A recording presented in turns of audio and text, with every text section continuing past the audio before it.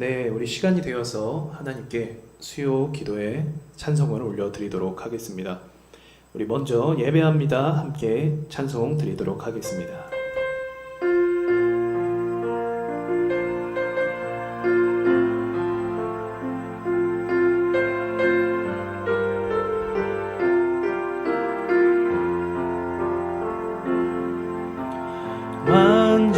완전하신 나의 주, 그의 길로 날 인도하소서. 행하신 모든 일 주님의 영광 다 경배합니다. 완전하신 나의 주, 그의 길로 날 인도하소서. 행하신 모든 일 주님의 영광 다 경배합니다. 예배합니다. 찬양합니다. 주님만 날 다스리소서. 예배합니다. 찬양합니다. 주님 홀로 높임 받으소서. 완전하신 나의 주, 그의 길로 날 인도하소서. 행하신 모든 일 주님의 영광 다 경배합니다. 예배합니다. 찬양합니다. 주님만 날 다스리소서. 예배합니다. 찬양합니다. 주님 홀로 높임 받으소서. 예배합니다. 예배합니다. 찬양합니다. 주님만 날 다스리소서. 예배합니다. 찬양합니다. 주님 홀로 높임 받으소서. 약할 때 강함 되시는 나의 보배가 되신 주 나의 모든 것. 주 안에 있는 보물을 나는 포기할 순 없네. 주 나의 모든 것. 예수 어린 양 존귀한 이름. 예수 어린 양 존귀한 이름. 십자가 죄사하셨네. 주님의 이름 찬양해. 주 나의 모든 것. 쓰러진 나를 세우고 나의 빈잔을 채우네. 주 나의 모든 것. 예수 어린 양 존귀한 이름.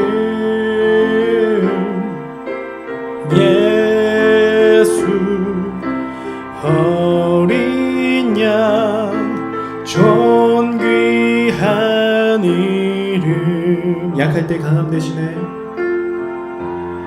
약할 때 강함 되시네 나의 배가 되신 주 나의 모든 것 주 안에 있는 보물을 나는 포기할 순 없네 주 나의 모든 것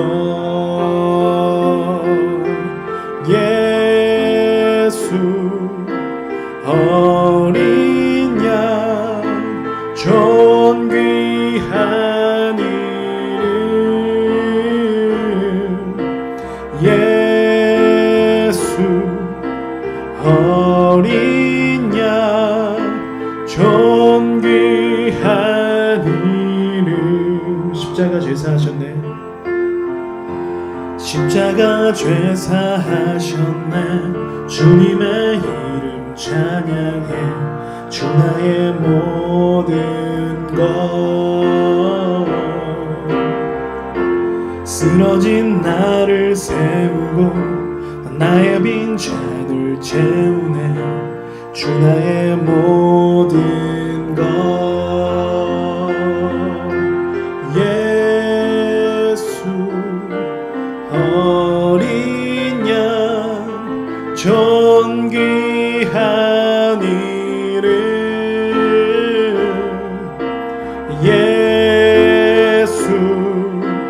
어린 양 존귀한 이름 예수 어린 양 예수 어린 양 존귀한 이름 예수 어린 양 존귀한 이름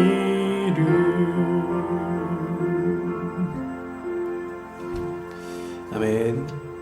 우리 다음은 나 주님의 기쁨 내기 원하네 찬송 드리겠습니다.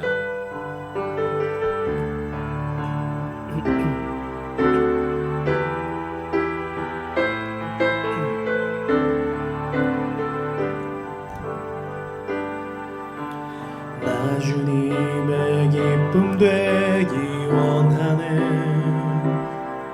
내 마음을 새롭게 하소서 새 부대가 되게 하여 주사 주님의 빛 비추게 하소서 내가 원하는 한 가지 주님의 기쁨이 되는 것 내가 원하는 한 가지 주님의 기쁨이 되는 것 겸손히 내 마음 드립니다 나의 모든 것 받으소서 나의 마음 깨끗게 씻어주사 주의 길로 행하게 하소서 내가 원하는 한 가지 주님의 기쁨이 되는 것 내가 원하는 한 가지 주님의 기쁨이 되는 것 내가 원하는 한 가지 주님의 기쁨이 되는 것 내가 원하는 한 가지 주님의 기쁨이 되는 것 내가 원하는 한 가지 주님의 기쁨이 되는 것 내가 원하는 한 가지 주님의 기쁨이 되는 것 내 손을 주께 높이 듭니다 내 찬양 받으실 주님 내 맘을 주께 활짝 엽니다 내 찬양 받으실 주님 슬픔 대신 희락을 제 대신 화관을 근심 대신 찬송의 옷을 주셨네 내 손을 주께 높이 듭니다 내 찬양 받으실 주님 내 맘을 주께 활짝 엽니다 내 찬양 받으실 주님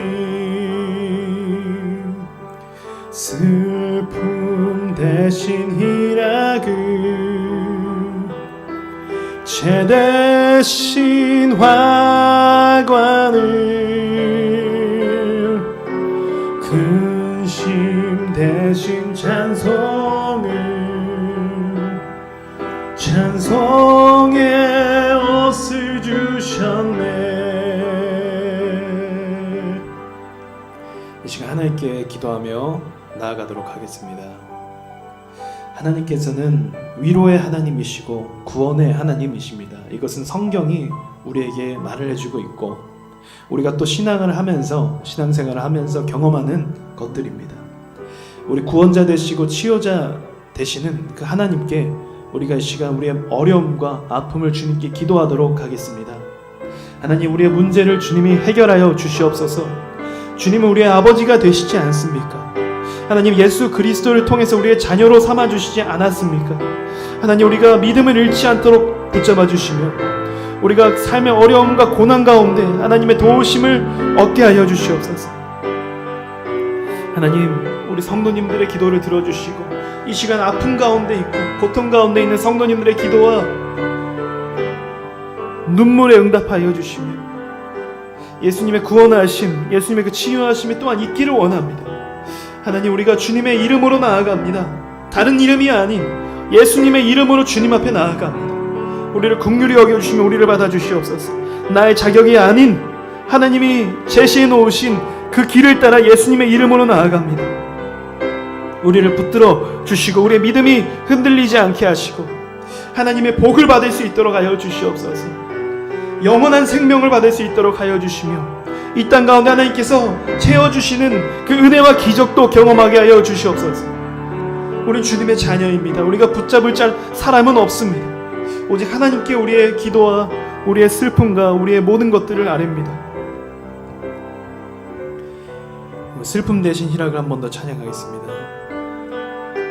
슬픔 대신 희락을 제 대신 화관을 근심 대신 찬송의 옷을 주셨네. 슬픔 대신 희락을 제 대신 화관을 근심 대신 찬송의 옷을 주셨네.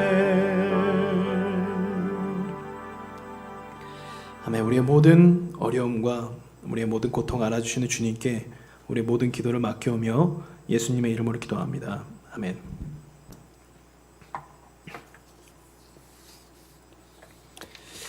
아멘. 이 시간 말씀을 함께 나누도록 하겠습니다. 오늘 함께 나눌 말씀은 창세기 12장 1절에서 4절 말씀입니다.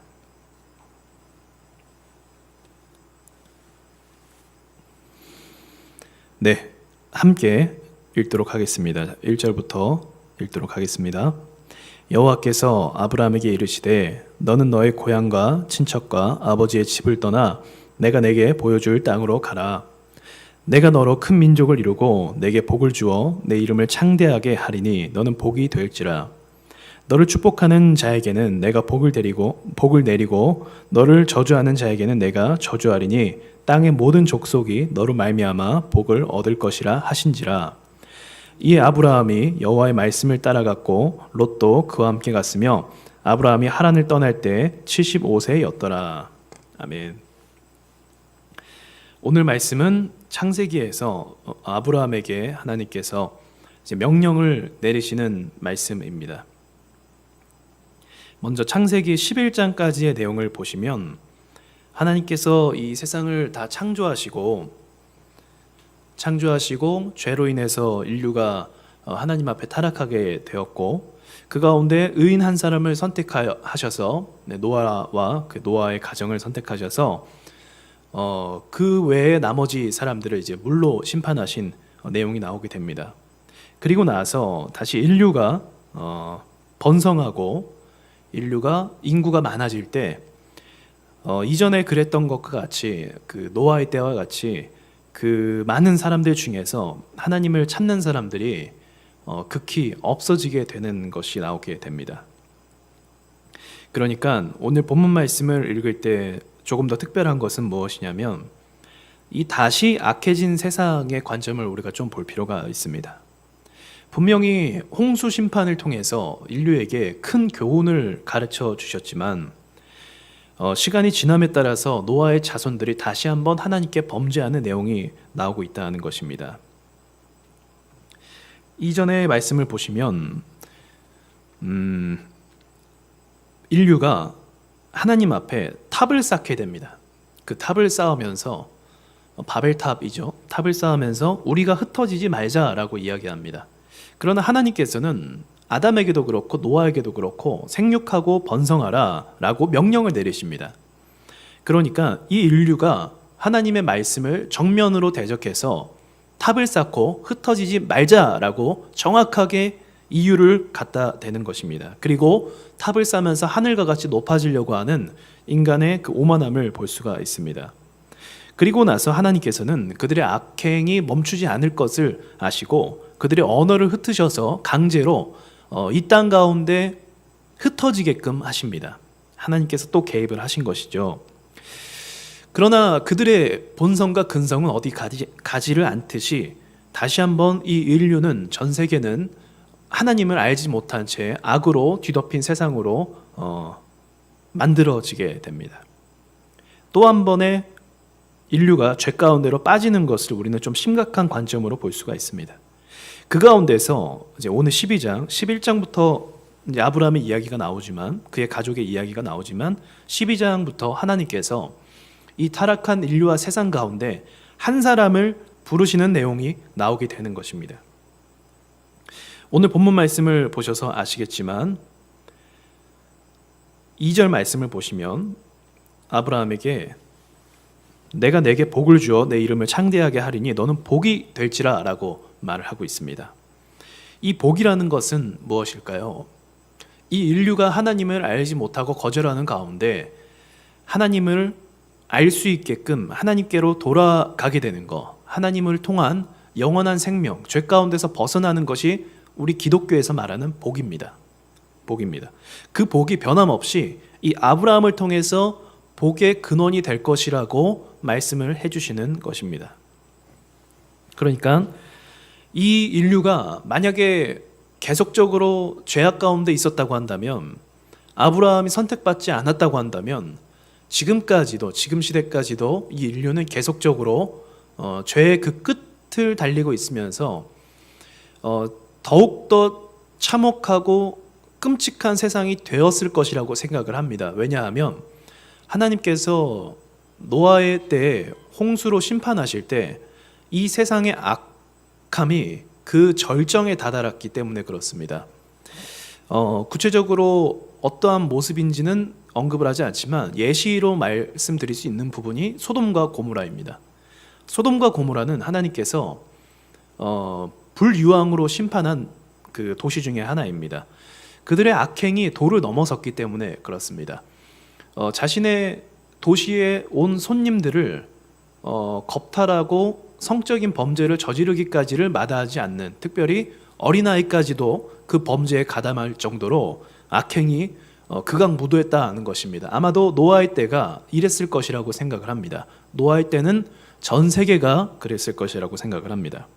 하나님께서 아브라함을 택하시지 않았다면 이 인류는 계속적으로 선이 무엇인지, 하나님이 무엇인지를 알지 못한 채 그 죄가 더욱더 활개치고 더 극악무도해지는 상황으로 치닫게 될 것이라 생각을 할 수 있습니다. 그 가운데서 정말 어쩌면 우리의 믿음의 조상이죠. 우리의 조상이 되기도 합니다. 이 아브라함을 택하시는 장면이 오늘 이 역사적인 사건이 12장 1절부터 나오게 된다는 것입니다. 아브라함이 있었던 그곳은 어떤 곳이었을까요? 갈대아 우르에서 아브라함을 하나님께서 부르십니다. 고고학적 자료에 의하면 이 갈대아 우르 지역은 그 달의 신 난나를 섬기는 아주 큰 신전이 있던 곳이었습니다. 그렇다는 것은 큰 신전이 그 가운데서 유적으로 발견됐다는 것은 그 아브라함이 있었던 그 지역 자체가 우상 숭배의 중심지였다라고 볼 수가 있고, 실제로 많은 학자들도 그렇게 견해를 내고 있습니다. 즉 아브라함이 부르심 받았던 그 지역은, 그 시기는 굉장히 우상 숭배가 가득했고 그 중심지였고 그 속에서 아브라함을 불렀다라는 것이죠.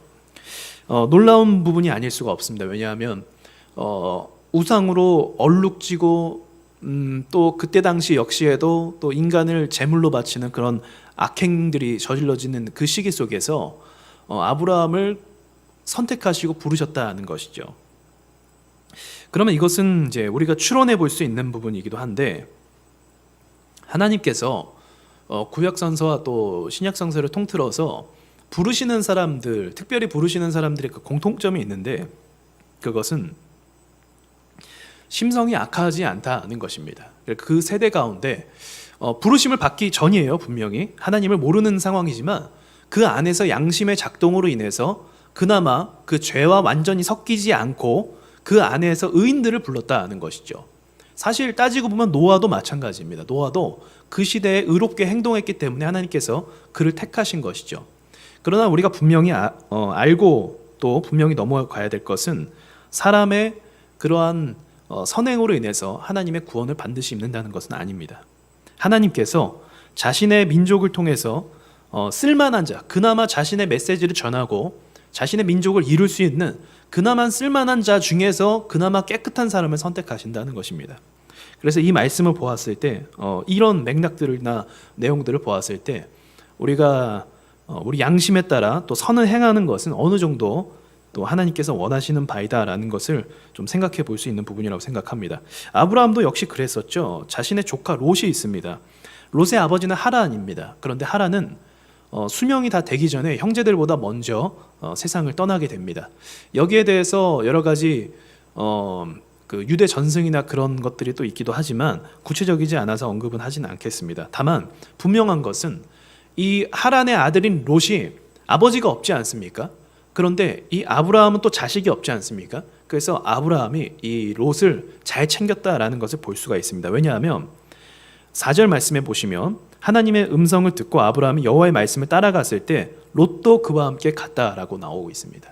쉬운 여정이 아니거든요. 그런데 이 아브라함을 따를 정도라고 하면 아브라함을 이제 아버지로 모실 수 있는 또 자신의 조카를 이렇게 잘 돌보는 아브라함의 모습을 볼 수가 있습니다. 또 성경 속에서 이방인들이 자신의 그 거주지에 찾아왔을 때 아브라함이 극진히 잘 섬기는 모습을 또 볼 수가 있습니다. 그나마 이 시대 가운데 이 악해진 시대 가운데 그나마 하나님께서 선한 사람을 택하시지 않았나라고 좀 생각을 해볼 수가 있습니다.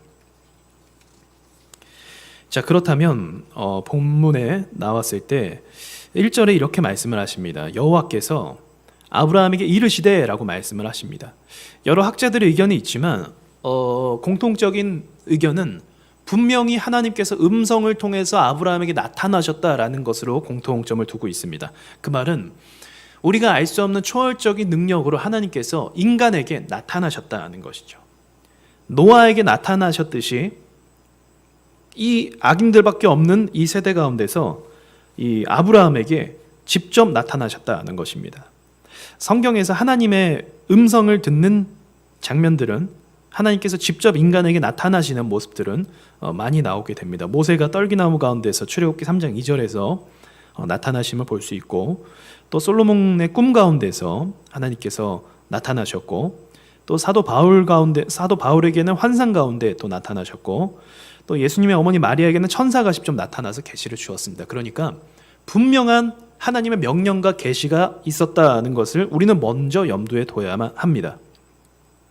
분명한 하나님의 말씀이 아브라함에게 임했던 것이죠. 그래야 움직일 수가 있습니다. 그래야 움직일 수가 있죠. 만약에 자신의 어떤 생각이나 추론이나 감각적인 걸로 내 하나님이 저걸 원하시는 것 같아 라고 자신이 거주하던 땅을 완전 떠나서 벗어나서 새로운 곳으로 간다는 것은 말이 되지가 않습니다. 아브라함에게 오늘 본문 말씀과 같이 분명한 말씀이 임했기 때문에 4절 말씀에 아브라함이 여호와의 말씀을 따라갔고라고 해석이 될 수 있다는 것이죠. 그렇다면 왜 굳이 떠나게 하셨을까라는 또 생각을 갖기도 합니다. 왜 하나님께서 아브라함을 통해서 그 우르라는 지역을 복음화시키거나 또는 그들을 하나님께로 돌이킬 수는 없었을까라는 생각을 한번 갖기도 합니다. 우리가 이 부분에 대해서 얻을 수 있는 교훈은 무엇이냐면, 죄의 힘이 생각보다 강하다는 것을 우리는 좀 알 수가 있습니다. 먼저 제가 말씀드렸듯이 홍수 사건은 굉장히 큰 이슈가 되는 사건이 아니겠습니까? 그래서 실제로 이제 고고학 유적지들을 보면 홍수 사건에 대한 설화가 많이 담겨 있는 것을 볼 수가 있습니다. 구체적으로 그것이 무슨 이야기인지는 알 수 없지만 어떤 신화나 이야기를 통해서 홍수 사건은 반드시 나온다는 것입니다. 제가 보았을 때 고대인들에게, 이 아브라함 시대에 살았던 사람들에게 이 홍수 사건은 여전히 어떤 구전을 통해서 계속 내려오는 사건이라고 생각을 합니다. 그런데 문제는 무엇이냐면, 하나님께서 어떠한 일로 홍수를 내리셨다라는 것에 대한 이야기보다 자기들이 그 이야기를 자기들 입맛에 각색해서 만들어낸 자료들이 있다는 것이죠. 그것이 아브라함 시대에 있었던 수메르 신화입니다. 수메르 신화 같은 경우는 성경과 매우 유사하다라는 평가를 받고 있고, 또 이 유사하다는 평가 때문에 성경이 수메르 신화를 따라한 것이 아니냐라는 그런 오해까지도 보고 있는데, 그렇지 않습니다. 먼저 기록이 되어서 왜곡되었을 뿐이지 모세로 인해서 제대로 된 기록이 된 것은 성경이 맞습니다. 아무튼 제가 말하고자 하는 것은 무엇이냐면, 홍수 사건은 그만큼 인류에 큰 충격을 준 사건이라는 것입니다. 그럼에도 불구하고, 그런 사건과 심판이 있었음에도 불구하고 인류는 또다시 죄를 짓는다는 것이죠. 죄의 무서움이 굉장하다는 것을 알 수가 있습니다. 하나님께서 이스라엘 백성을 하나님의 선민 백성으로 만드시기 위해서 어떤 방법을 선택하셨는가? 조상 아브라함을 통해서 아무도 관심이 없는 땅, 가나안 땅으로 보내셔서 그곳 가운데서 민족을 이루시는 것을 원하셨습니다. 그렇다고 하면 여기에 맥락에 맞춰서 아브라함이 자식이 없는 것도 어느 정도 납득은 됩니다. 왜냐하면 아브라함이 만약에 우르 가운데 자식이 있었다고 하면 그 자식이 우르 속 문화 속에 그 우상숭배 문화를 본받지 않았겠습니까? 우리 성경을 보시면 믿음이 다음 세대로 넘어가기가 굉장히 어려운 것을 볼 수가 있습니다. 남유다 왕의 족보를 보아도 선왕이 있으면 다음 왕은 악한 왕으로 반복이 되어집니다. 만들어집니다. 그리고 극적으로 선지자들을 통해서 또 선왕이 세워지고, 그리고 그 다음 세대에 또 악한 왕으로 타락하게 되고 맙니다. 다윗이 거룩하고 하나님 앞에 훌륭한 왕이었지만 다음 솔로몬 왕은 노년까지도 하나님을 거절하고 배반한 왕으로 기억이 될 수가 있습니다. 그만큼 이 죄의 영향력은 상상을 초월한다는 것이죠. 하나님께서 선택하신 방법은 죄의 땅을 떠나서 구별된 삶으로 민족을 이루시는 것을 원하셨습니다. 그렇다면 아브라함이 자녀가 없음이 오히려 새로운 하나님의 백성을 이루어가는데 더 맞는 그 절차를 밟을 수 있다는 것입니다. 우르라는 지역 가운데서 그의 아버지 데라가 우상을 만드는 자였다라고 이제 유대 전승에서 계승이 되고 있긴 하지만 어쨌든 아브라함만이 부름을 받았다는 것은 그 외의 사람들은 우상을 따랐다는 것으로 알 수가 있습니다. 아브라함이 가야 될 가나안 땅은 수백 킬로가 넘는 지역이었습니다. 보통의 거리가 아니었고 또 그곳에 대한 정보도 매우 부족했습니다. 자신이 살고 있는 땅이 수도권이고 가장 활발하고 안전한 활성화되었고 도시적으로도 그리고 안전한 곳이거든요. 그런데 그곳을 떠나서 하나님께서 새로운 민족을 만드신다는 것은 다시 말씀드리지만 이 죄에 대해서 분리하고자 하시는 하나님의 계획이셨습니다. 그리고 결국은 아브라함은 하나님의 그 계시, 정확한 하나님의 말씀을 통해서 75세라는 늦은 나이에 자신이 거류하던 지역을 떠나서 하나님께 순종을 하게 됩니다. 이 믿음의 여정의 의도는 다시 말씀드리지만 하나님의 구원 계획의 출발입니다. 이 믿음의 여정, 아브라함의 이 순종이 없었다면 과연 어떤 자가 하나님 말씀에 순종해서 믿음의 조상을 이룰 수 있을까 의심이 들 정도입니다. 그 시대의 우상 숭배는 우리가 생각하는 것 이상으로 비윤리적이고 비도덕적이었기 때문에 그렇습니다. 아까 말씀드렸듯이 사람을 제사로 드리기도 하고 온갖 성적인 타락을 만들어내기도 한 것이 그 시대의 우상 숭배입니다. 그러니까 쉽게 말씀드리면 하나님이 원하시는 것 완전 정반대로 하는 것이 우상 숭배입니다. 하나님을 섬기지 않고 인간이 만든 조형물을 섬기는 것, 그리고 하나님이 원하시는 선을 행하지 않고 악만 행하는 것, 하나님이 원하시는 생명을 살림을 하지 않고 생명을 죽이는 것이 이 시대에 반대되는 문화였다는 것입니다. 그것이 우상 숭배입니다. 지금도 다를 바는 없습니다. 이것이 우상 숭배인데 그 가운데서 하나님께서 이 한 사람을 택하셔서 이 인류를 구원하시고자 하는 계획을 세우셨다는 것이죠. 하나님 마음을 우리가 잠시 생각해 봤을 때 노아 때에 그렇게 심판을 했음에도 불구하고 이 개선이 되지 않는 인류를 하나님께서는 어쩌면 우리의 마음 같아서는 다시 한번 쓸어버릴 수도 있었습니다. 다시 한번. 그러나 하나님께서는 그 노아의 때의 약속을 또 기억하시고 또 인류를 사랑하시기 때문에 또다시 한 사람을 선택하십니다. 노아를 선택하셨고 그리고 지금은 이제 아브라함을 선택하시는 장면이 나오는 거죠. 이 아브라함을 선택하시기 위해서 하나님께서 초월적인 능력 가운데 직접 계시를 주셨습니다. 직접 나타나셔서 말씀을 하셨다는 것이죠. 그래서 아브라함은 떠날 수 있었던 것입니다. 이러한 하나님의 특별한 그 계시와 나타나심이 분명히 있었기 때문에 떠날 수 있었던 것입니다. 그리고 자신이 아끼고 또 자신을 잘 따르는 조카 롯과 함께 믿음의 여정을 출발하게 됩니다. 오늘 본문 말씀을 보면서 우리가 깨닫고 적용해 봐야 될 부분에 대해서 이야기를 해보도록 하겠습니다. 먼저는 하나님께서 그르셨던 것처럼 이렇게 하셨던 것처럼 이 아브라함을 완전 분리하셨지 않습니까? 완전 분리를 통해서 이제 새로운 믿음의 백성을 만들어 가셨습니다. 저는 이 내용을 보았을 때 이 죄의 원리를 또 보게 됨에 따라서 우리가 이 죄에 대해서 벗어나고 분리하는 것은 매우 중요하다는 생각을 가졌습니다.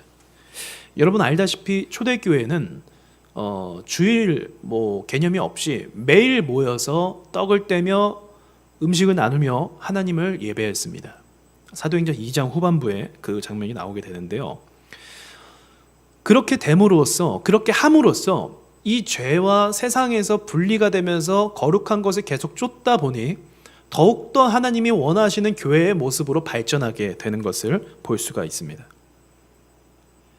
우리가 하나님이 원하시는 모습으로 발전하기 위해서는 지금 우리 주변에 있는 이 세상 가운데 있는 이 죄의 흐름을 끊기 위한 노력을 어느 정도 해야만 합니다. 그것은 어떤 노력이 있을까요? 이때는 물리적으로 이러한 노력을 했었겠지만 오늘날의 그러한 노력은 예수님의 말씀을 가까이 하는 것입니다. 이 세상에 여러 가르침이 있습니다. TV 매체나 또는 온라인 매체를 통해서 우리는 알게 모르게 이 세상의 사상과 유행을 받아들이게 됩니다. 그것이 죄의 힘이에요, 사실은. 저는 세상을 완전히 죄라고 규정해서 정죄하는 것을 좋아하지는 않습니다. 또 왜냐하면 이 세상은 결국 우리의 선교 대상이거든요. 우리가 사랑해야 될 대상입니다. 하나님께서도 이 세상을 사랑하시지 않습니까? 그래서 우리가 사랑하고 선교를 해야 되지만 분명한 또 기준점은 있어야겠죠. 그렇다고 해서 우리가 물들어서는 안 됩니다.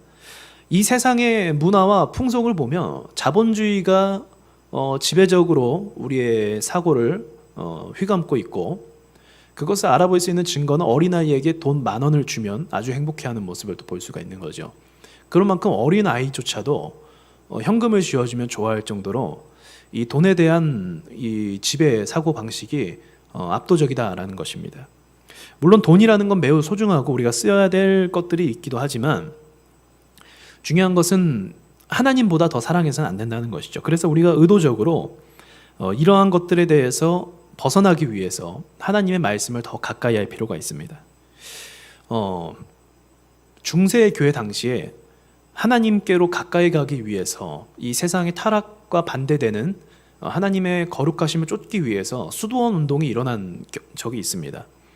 그런데 이제 수도 운동이 긍정적인 역할을 하기도 했지만 부정적인 역할은 무엇이었냐면 이 세상에 하나님의 바른 의를 전할 자가 없었다는 것이 부정적인 역할이 되었습니다. 그리고 그 수도원 운동을 통해서 오히려 분리돼서 인재들이 사라지는 결과가 나타나게 되었습니다. 그러니까 완전한 분리가 아니라 우리는 영적 분리를 해야 된다는 것이죠. 그것은 다름이 아닌, 다시 말씀드리지만 우리가 말씀을 더 가까이 하도록 노력을 해야 됩니다. 그리고 가능하다면, 지금 현재 코로나 사태이긴 하지만 가능하다면 믿음의 교제를 더 힘써야만 합니다. 믿는 자들끼리 교제하고 기도하고 나누고, 이것을 굉장히 힘써야 된다는 것이죠. 그래서 최대한 이 세상의 우상숭배 문화와 이 자본 문화에 너무 스며들지 않도록 우리가 우리 자신의 영적인 그 보호막을 만들어야 될 것입니다. 특별히 권면드리고 싶은 것은 가정에서 말씀 나눔을 해야 된다고 저는 생각을 합니다.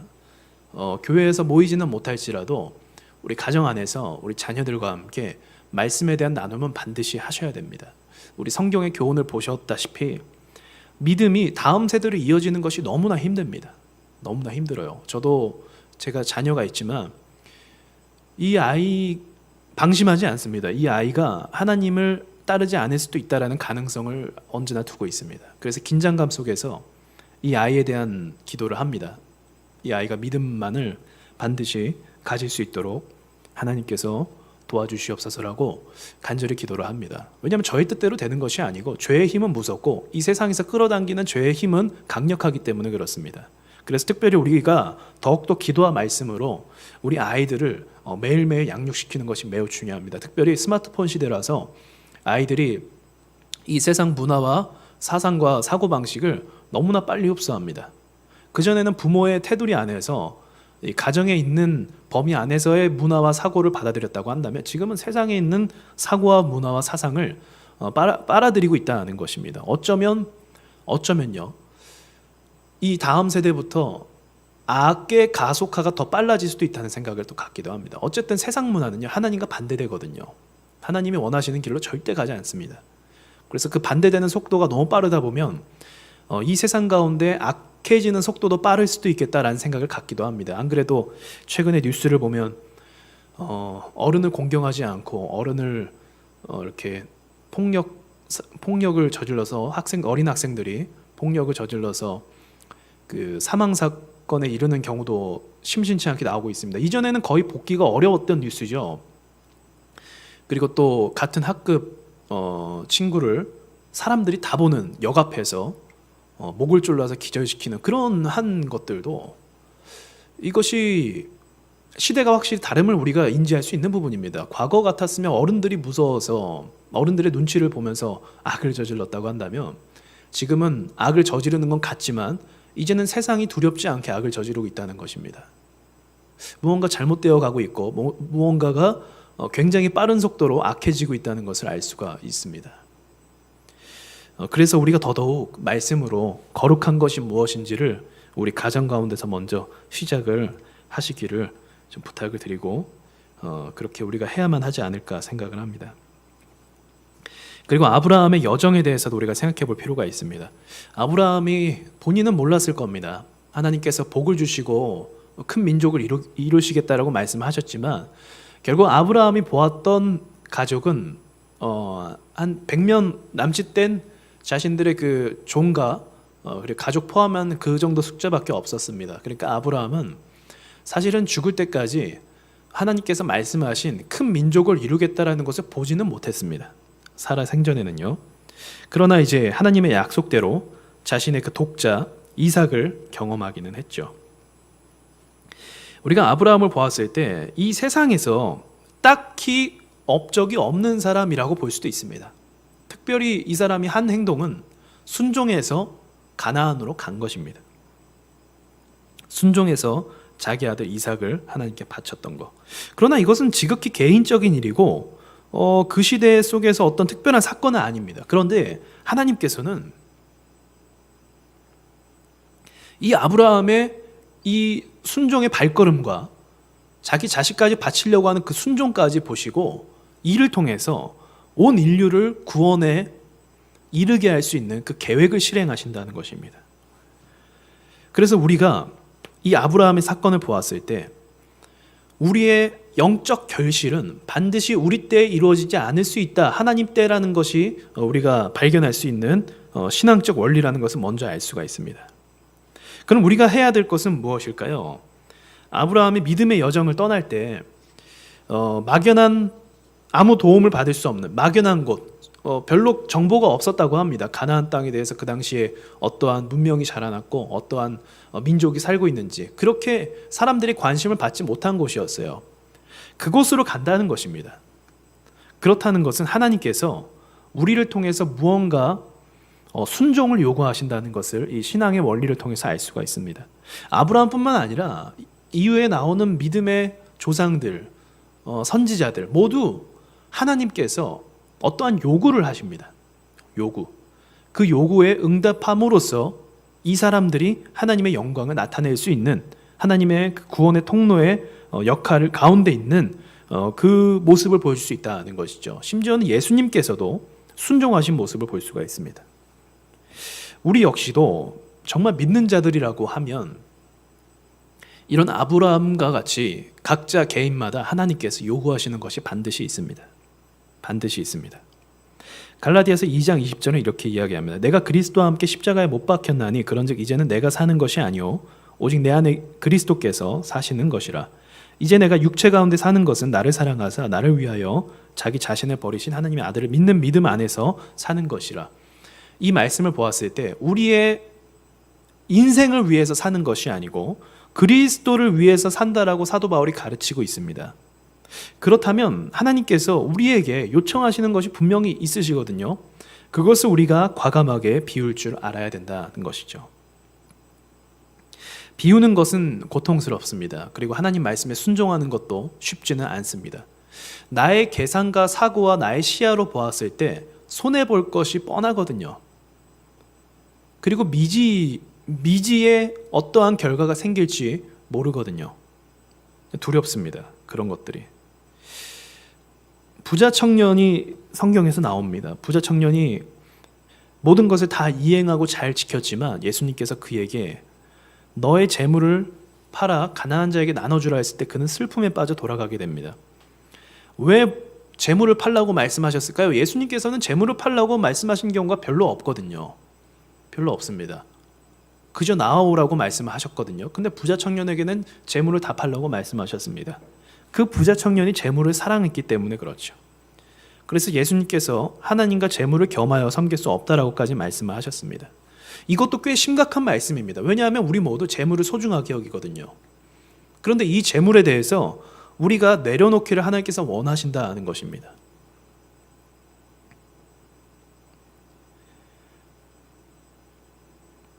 우리는 이때 믿음이 좀 필요하죠. 왜냐하면 아브라함이 가나안 땅으로 실제로 들어갔을 때 좋은 일만 있었습니까? 그렇지 않습니다. 우물을 파는데 시시비가 붙고 어딘가에 정착하는 데 있어서 꽤 많은 어려움과 고민이 있었습니다. 순탄하지는 않았다는 것이죠. 그러나 결과적으로 보았을 때 결과적으로는 아브라함이 어떤 상황 가운데서도 하나님의 보호하심과 지키심을 받았다는 것을 우리는 주목해야 됩니다. 우리에게 믿음의 요구를 하나님께서 던지실 때 우리가 그것에 순종하면 어쩌면 우리의 계산과 우리의 생각대로 불이익과 손해가 있을 수도 있습니다. 그런데 우리가 동시에 바라봐야 될 것은 극한의 상황에서도 하나님께서 우리를 지키시고 인도하신다는 것을 바라봐야 됩니다. 그것을 절대 잊어서는 안 된다는 것이죠.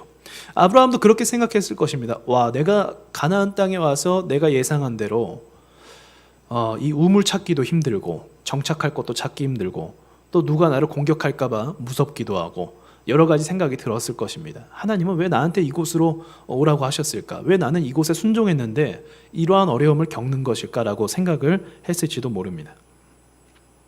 그러나 결과적으로 보았을 때 하나님께서 그 순종한 자에게 반드시 상급을 주시고 반드시 지키심을 주신다는 것을 우리가 알 수가 있다는 것이죠.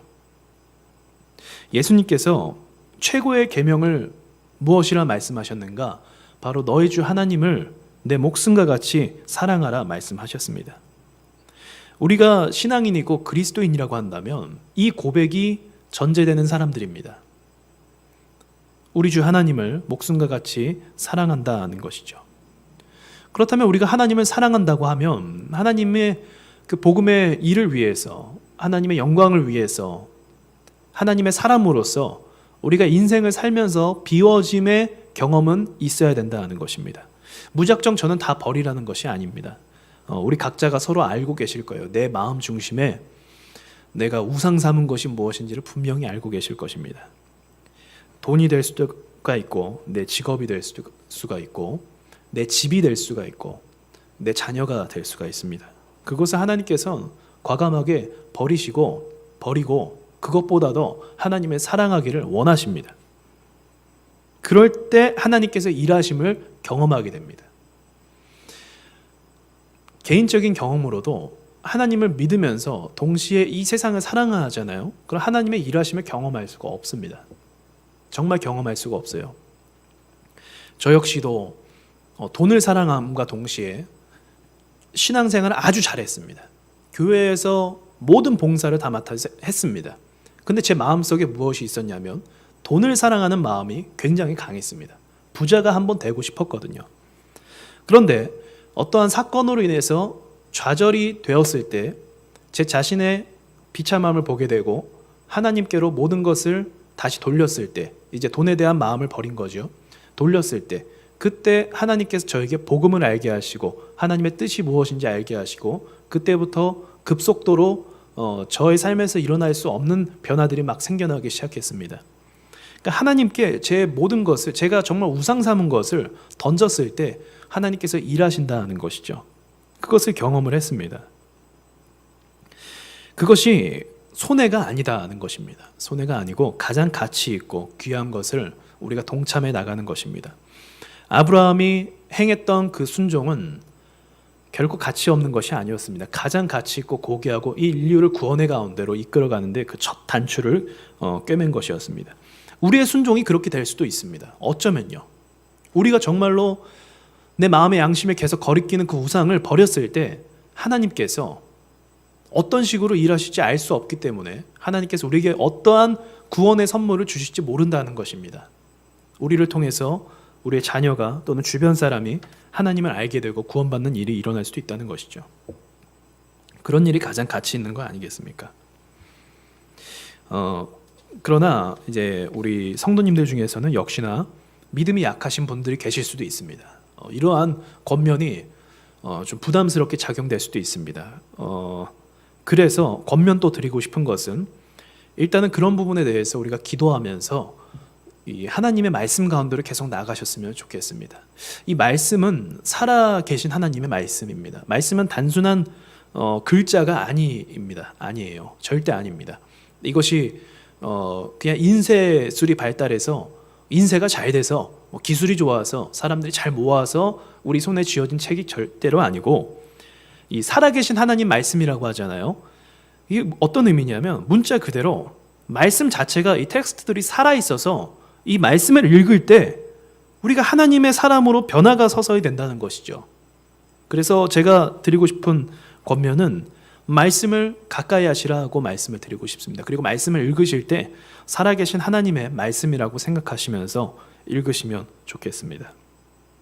그럼 여러분 가운데 점점 변화가 생기게 될 것이고, 아브라함도 무엇에 순종했죠? 바로 말씀에 순종했습니다. 그 말씀이 먼저 우리 안에 들어와야만 합니다. 그래서 아브라함과 같이 말씀을 먼저 받으시고 그리고 순종하시는 그런 믿음이 되셨으면 좋겠습니다. 저는 메시지를 마치면서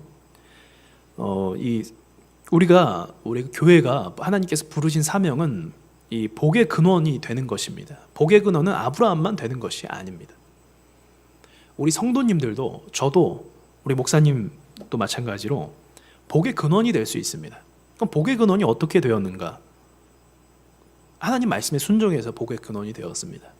우리가 말씀에 순종하고 하나님의 뜻에 동참할 때 복의 근원이 됩니다. 저를 통해서 예수님을 알게 되는 사람들이 나타나게 되고, 저를 통해서 하나님을 찾는 사람들이 나타나게 된다는 것입니다. 우리 성도님들을 통해서 복의 근원이 되면 성도님들 주변에 계신 분들이 하나님을 알게 되겠죠. 그리고 시간이 지남에 따라 그 하나님을 알게 되신 분들이 또한 복의 근원이 되면 그 주변에 있는 사람들도 복음을 알게 될 것입니다. 마치 다단계 회사 같은 이야기가 들릴 수도 있겠지만 그렇지 않습니다. 우리가 원조입니다. 우리가 원조예요. 초대교회의 전도 방식은 가정교회였습니다. 그래서 이런 식이 아니에요. 어떤 유명한 설교자가 있으면 그 사람 설교를 듣기 위해서 막 예수님 믿고 그런 방식이 아니었습니다. 처음에는 그렇게 했어야만 했죠. 처음에는, 또는 이제 사역지에 가면 믿는 사람들이 없으니까 사도 바울이 가면 회당에서 그렇게 해야만 했겠죠. 그러나 시간의 지남에 따라 교회의 전도 방식은 그것이 아니었습니다. 우리의 선한 행실과 우리가 하나님께로 순종하는 모습을 통해서 사람들이 양심의 찔림을 얻게 되는 것을 보게 되는 것입니다. 사람들이 하나님을 입으로 부인하죠. 그러나 하나님께서는 우리 안에 하나님을 알만한 것들을 남겨놓으셨습니다. 그것이 영입니다. 우리의 영혼이 찔림을 얻게 됩니다. 무엇에요? 우리의 순종과 말씀에 찔림을 얻게 됩니다. 그리고 거기에 작용하는 사람들은 하나님을 찾게 되고 하나님을 진리라고 여기게 되는 것입니다. 이 세상 흐름이 진화론가 또는 세상 사상이 하나님을 배도한다고, 하나님을 반대한다고 할지라도 하나님의 말씀은 살아계시고 힘이 있기 때문에 그 모든 것들을 물리칠 수 있습니다. 하나님은 그러한 능력이 있으십니다. 그래서 우리 성도님들이 함께 그러한 하나님 나라를, 하나님의 구원 계획에 동참하시기를 바라도록 하겠습니다. 기도하겠습니다. 하나님, 아브라함이 순종했던 걸음은 이 인류가 하나님 앞에 나올 수 있는 그 첫 단추를 꿰맨 것으로 우리가 볼 수 있습니다. 아브라함은 살아생전 그것을 보지 못했지만 결국은 하나님께서 이루심을 성경을 통해서 우리에게 보여주셨습니다. 하나님, 우리 역시도 우리의 순종과 우리의 헌신이 그저 없어지는 것이 아니라 하나님께서 보시기에 가장 가치 있는 열매로서 복음의 통로로 사용되기를 소망합니다. 그래서 하나님께서 우리를 보실 때 잘했다, 충성된 종아 라고 말씀하시는 그 은혜를 우리가 입기를 원합니다. 우리 안에 있는 죄와 우리 안에 있는 우상이 벗어지고 던져지게 하여 주시옵소서. 하나님의 살아계신 말씀으로 물리치고 하나님의 영광과 복음의 의를 드러낼 수 있도록 우리를 통하여 주님이 일하여 주시옵소서. 예수님의 이름으로 기도합니다. 아멘.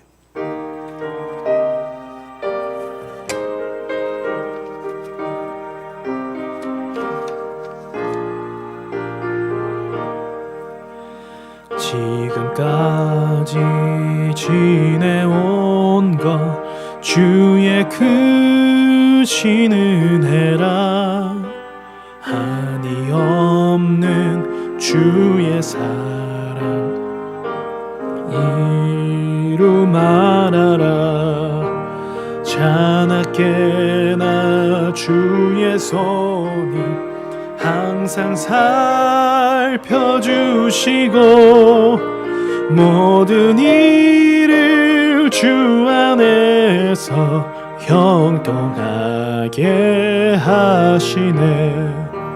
몸도 마음도 연약하나 세임받아 살았네. 물붓듯이 부시는 주의 은혜 족하다.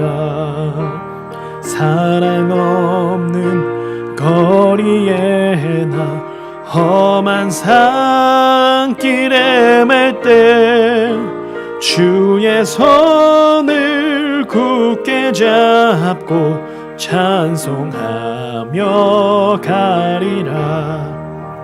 주님 다시 배올 날이 날로 날로 다가와 무거운 짐 주께 맡겨 벗을 날도 멀지 않네. 나를 위해 예비하신 고향 집에 들어가 아버지의 품 안에서 영원토록 살리라. 우리 주기도문 하심으로 예배를 마치겠습니다.